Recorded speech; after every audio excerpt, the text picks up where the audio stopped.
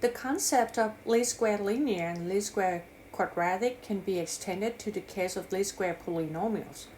Assuming that I have n data points altogether, and I want to find least square polynomial of degree m to approximate those n points of data. So we have to find C0, C1 through Cm, which are the coefficients of our polynomial degree m. So the way to derive the system of normal equations would be in the same fashion as when I showed you the way to get a linear function that we wanted to minimize the summation of the square of the error. But the work can be tedious. But the look of the system of normal equations in the matrix form is as shown in on that page, on page 353. And your system will be of the size m plus 1 equations together with m plus 1 unknowns. Okay, for example, if you are to find polynomial of degree 3 or cubic polynomial, then your system will have 4 equations and 4 unknowns to be solved. And if you are to find polynomial of degree 7, then your system of normal equations will be of the size 8 by 8. And you can see the pattern of your coefficient matrix. Okay, in the first row, this spot is always number of points that you have in your data table. Okay, and you add all the xi together n times because you have n data points, and keep increasing the increment of the exponent by 1 unit at a time until you hit summation of xi to the power m. M is just the degree of the polynomial.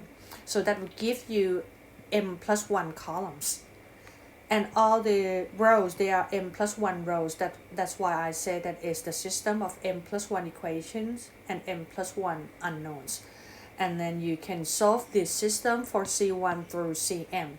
After you've got the coefficient C1 through Cm, you've got that m degree polynomial to approximate your data points. And with this approximate polynomial of degree m, I can assure you that the value of the summation of error square will be minimum. We're going to be doing one example out of that. Okay, in example 10.5, I think I have more example in the material, but I'll let you practice that yourself. It's just the exact same idea. Over here, we want to obtain just the normal equations of a third degree polynomial. So third degree polynomial takes this look. And we have the data point in the table, 1, 2, 3, 4, 5, 6 data points. Okay, so your system will be of the size 4 by 4. That means you have to solve a system of 4 equations and 4 unknowns. And the 4 unknowns are C0, C1, C2, all the way to Z3. Okay, I'm not sure if I did put the table. Okay, I put it. Okay, I constructed the table for you already. But what is the look of the system of normal equations? The system of normal equations will be of the size 4 by 4. Let me spend time in writing it so that you know what to be put in your table in the Excel file. Let's see, the matrix of the size 4 by 4 multiply with that equals that. Okay, C0, C1, C2, C3. So that is going to be how many points? 1, 2, 3, 4, 5, 6. So n is 6. Okay. And the next part is summation xi start from 1 to 6. Next part is summation xi square I runs from 1 to 6. Summation of xi cube I run from 1 to 6. And I'm going to copy that over. Okay, and put it underneath. And then this is going to be summation I to the xi to the power 4. I runs from 1 to 6. And I copy those 3 guys and put it in the next row. It comes like a pattern, not very difficult to memorize. And then I need summation of xi to the 5th in that spot. I runs from 1 to 6. And I copy the last 3 spots and put in the next row. Oh, not that. Okay. Put there.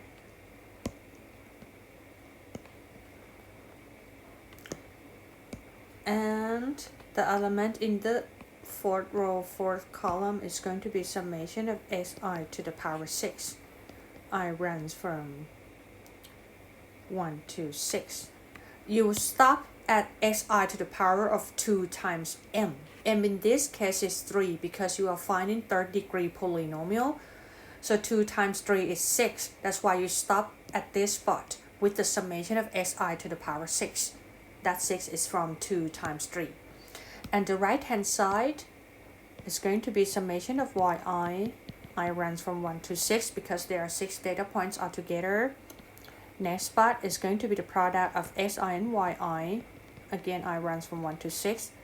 Next spot is the product of si squared and yi. And next spot, the product, summation of the product siq and yi. And again, I runs from 1 to 6. That is from 1 to 6 as well. So your table needs to have all this. That's why I constructed my table by using Microsoft Excel, and I have up to x to the power 6, which is this spot. And on the right hand side, vector, I need summation of siyi. That's why I have this column.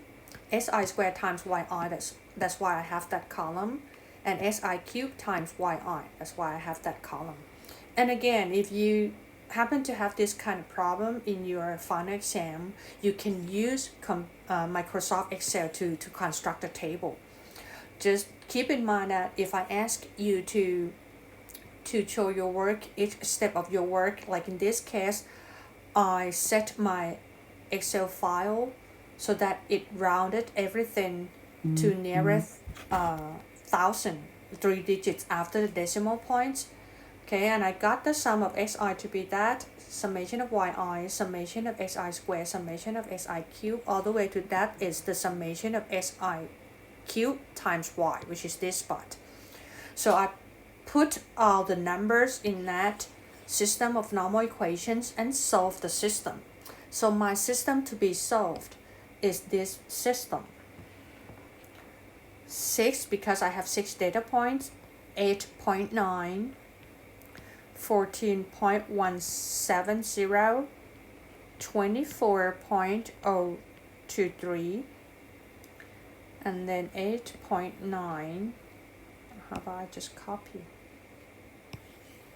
the 2 spot, put it underneath. So I better move this a little bit. Okay, looks better. And then that is 42.863. And then I copy the last 3 spots and put in the next row. Shift it 1 spot to the left. Hold on. And make it to look better. Yeah, that looks perfect now. So that is 79.519, which is this spot. Summation of si to the 5th. And then I copy the last 3 elements in that row. Copy and put in the next row. And then I put summation of si to the 6th right at that spot. 151.801. And then you get I use C0, C1, C2, and C3.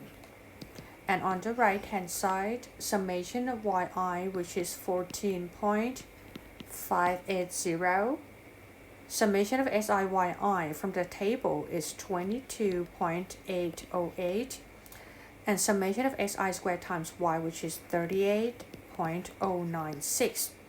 And that is going to be 67.188. Again, to solve this system, it will take a lot of time to solve that if you want to do it step by step. So I'll let you practice yourself in solving that. Okay. Oh, do we have to solve it? Back to the question. It just said obtain the normal equations for fitting the third degree polynomial. We don't even have to solve for C0, C1, C2, and C3. So after we've got the normal equations, we are done solving the problem. That's why I keep saying that you have to read the question very carefully. So if it says you have to find the polynomial, then you have to find out constant C0, C1, C2, and C3. But the instruction out of this example is just to obtain that normal system or the set of normal equations. So I stop at this spot and say that that is the system of normal equations that the question asks for. And that is done solving this example 10.5.